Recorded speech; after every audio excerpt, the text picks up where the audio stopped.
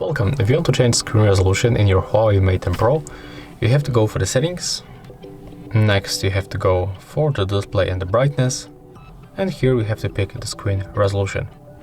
Right now, you can find the resolution, HD Plus and a full HD Plus, so there's the low and the high. And you can make change by tapping on one of this resolution. You can also set automatic smart resolution. So this option, as you can see on the preview, it will automatically lower the screen resolution to save the power. So we can decide what you want to pick. Honestly, I'm going to stay with the full HD Plus.